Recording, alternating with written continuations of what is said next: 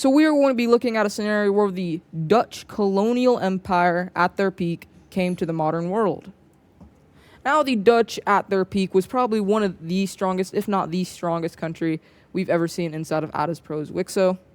Of course, there's countries like the Old Empire, which is definitely, I would say, the strongest. But for the longest time, the Dutch reigned superior to everyone else. And then World War II happened, and then, well, decolonization happened, and they lost all of their empire. If you guys enjoy these videos, make sure to like and subscribe. We are almost at the big 1,000 subscribers. By the time I'm recording this, we're 9 away. If you guys want a 1,000 live stream, I'm going to aim to get it done right after school tomorrow. Well, by the time you're seeing this today. So, yeah, just hopefully we don't hit it while I'm in school. But if not, I'll probably still do a live stream because, well, I have 3 videos planned. Maybe 2, but at least 2 videos, possibly 3 videos planned for the 1,000 subscriber special. Anyways, let's go ahead and get into this scenario. Quick shout out to Zaylance for getting me this map, though. I don't know how he does this every single time. He is probably one of the best at making these maps. I have a couple people that I know. Zaylance is amazing, so yeah, shout out to Zaylance. He also just started his very own Wixo. There will be no Wixo today as well. Anyways, let's jump into it. So in this scenario, we are going to be starting over here inside of Europe. And I just want to say how powerful this country is. They're pretty close to Stockholm. They have Copenhagen, Berlin, Paris, and I'm pretty sure they even have London. Pretty sure they also have Prague. And I don't think they have Warsaw, but they very well could. But this empire is massive. And, well, do you know what else is massive? You really should. But the first thing we see happening is, well, them cleaning up these areas of France. They go ahead and make an agreement with France that if they get these regions and, well, Brittany, as well as this area down here, they will leave France alone, at least for now. They will have a 10-year period where they won't get invaded. The French are going to immediately accept. And, well, in the peace treaty or in just the conference, we see the Dutch team getting all these lands, and, well, France will be safe for now. Now we are going to look somewhere else in the world. Well, not in the world, but over here in Europe. We see the Dutch declare war on Czechia. And, well, these guys don't really have much of a chance. Dutch troops enter into Czechia very quickly. And, well, I was going to say they take the Sudetenlands, but I think they already have them. At least most of it. And, well, we just see a complete annihilation of Czechia. Full annexation happens, and, well, these Dutch borders are kind of looking different, but they look pretty good. Still like the old borders better. And, well, the Dutch is not going to stop as they declare war on the Germans. In my Wixo, the Germans and the Dutch have a big problem. It goes back a long period, but this isn't about my Wixo. It is about the gods' Wixo, the best Wixo in YouTube, at least in my opinion. This is not my country. This is Adizz Pro's country. This is a scenario of Adizz Pro, so we have to give all respects to him as Germany is wiped out. And yet again, we see full annexation by the Dutch. And, well, after they annex all of Germany, they are going to take their eyes off of Europe and head over to America. The United States is barely alive, and this leaves some countries like Russia very happy. I also want to say NATO is not a thing in this universe. But, well, what we see happening is the Dutch declaring war on the United States, or what is left of it. Immediately, we see Dutch team troops enter into this little part of Alaska that, well, no one was really over here. They then focus a lot of their troops on this area over here because this is more populated than this area over here because it does have New York. And I'm guessing that is where the capital of the U.S. is at this point. So we see the Dutch making a spearhead up to go and take New York City, but it is going to get cut off by the the Americans, and, well, pushed back. The Americans are fighting back. Over here in, I think, Montana, we see Dutch team troops enter into this area, and, well, it's not going good for the United States over here as well. All of these territories are going to fall over to the Dutch, and, well, they just made an entrance into these parts of the border. The Dutch go ahead and make a naval landing over here and start wiping out some of these areas. And, well, once this whole stuff is happening, we see Canada join the war on the side of the United States. And, well, these troops are going to be felt pretty quickly as well. The Dutch did not plan on Canada joining in on this war, so we see a major pushback over in these areas, and they actually recapture all these lands. The Dutch has also since moved out of this area over here, so we see a fully push out of this area, and even we also even see, well, a move into we see Canadians move into these northern territories of Alaska into the Dutch team, and, well, this is not good for the Dutch because there is quite a bit of oil up here, I think, so.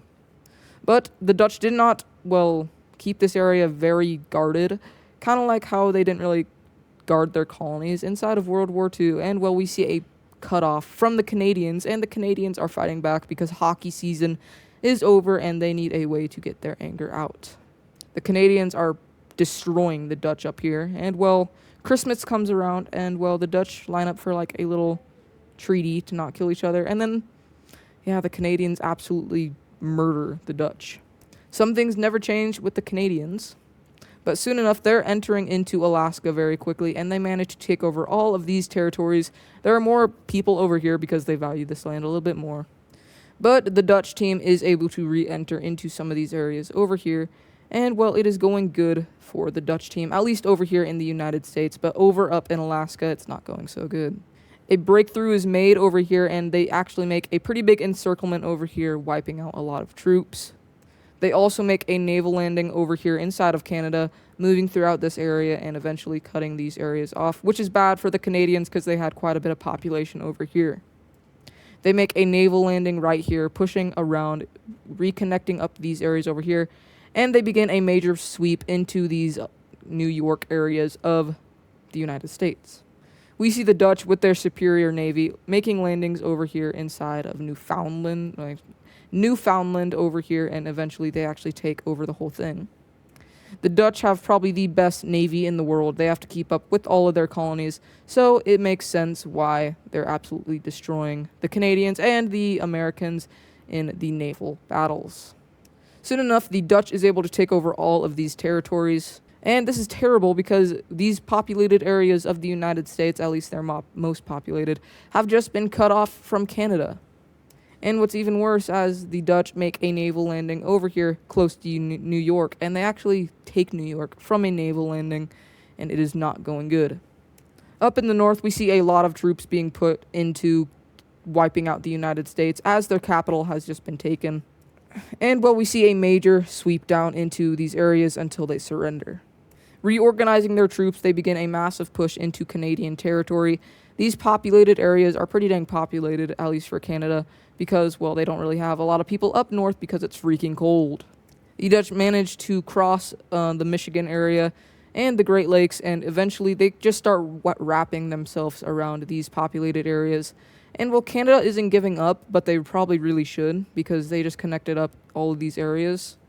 And a major push into these areas has been made, and, well, it completely wipes the United States off the map. The Dutch now are going to start moving troops up over here, but instead, well, also they are going to make a major push into these areas, meeting up with this lake over here and taking it. I'm pretty sure Canada's capital has already been taken, but if it hasn't, I think it just has been, if not right now. And, well, we just see a major sweep into these Canadian territories before they are going to surrender.